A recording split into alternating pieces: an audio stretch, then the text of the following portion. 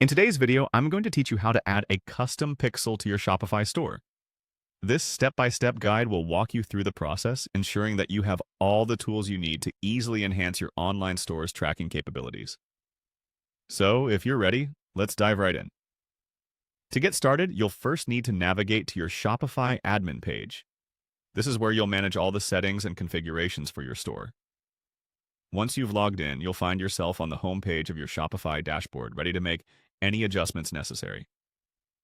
From this home page, direct your attention to the lower left corner where you'll see the Settings option.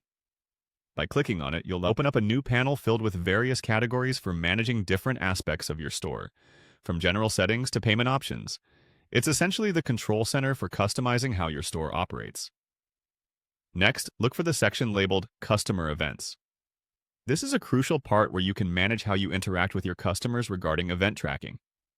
Clicking on this will bring you to another page specifically designed for dealing with customer-related activities and settings.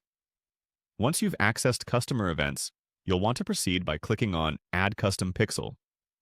This step is where you begin the process of integrating additional tracking pixels into your site. Tracking pixels are tiny snippets of code that allow you to gather valuable data on user interactions, helping you to optimize marketing strategies and enhance customer experience. At this point, you'll be prompted to enter a name for your pixel. Naming your pixel helps to keep your integrations organized, especially if you plan to add multiple pixels in the future for different purposes. Choose a name that is descriptive enough to immediately identify its function later on, such as remarketing pixel or conversion tracking pixel. After you've entered the pixel name, you'll need to click on the Save button to ensure that all your changes are stored and the new pixel is added correctly. Saving is an important step that you shouldn't overlook as it finalizes your actions, effectively updating your settings to include the custom pixel. And there you have it. By following these straightforward steps, you've successfully added a custom pixel to your Shopify store. This integration will enable you to track important metrics and leverage data to make more informed decisions about your marketing efforts.